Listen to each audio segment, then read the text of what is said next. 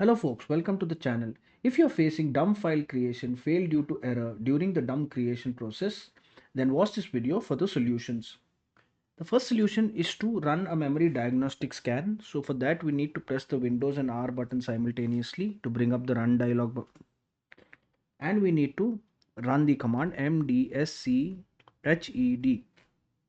and press enter, and then click restart now and check for problems. This will shut down the computer, run the memory diagnostic, and then restart your computer again after fixing the errors.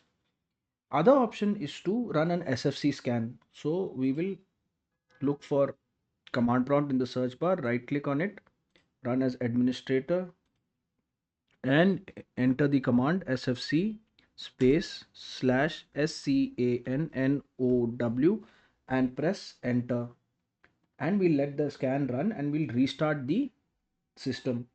The third solution is to restart the system in the clean boot configuration.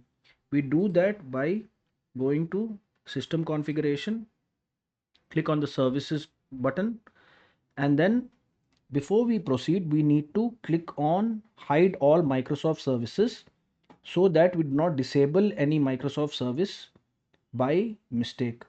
Then once we do that, we can disable any third-party service which we feel is not required, like Mozilla and McAfee, and we can disable all the non-Windows services.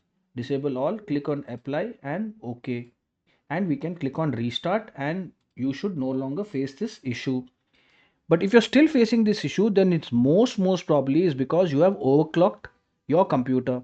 That's why I advise you to reduce your clock speed to the default setting, and overclocking anyways causes a lot of other issues, so it is better not to mess with the settings of your clock. If this video helped, then kindly subscribe to the channel. Enjoy your day.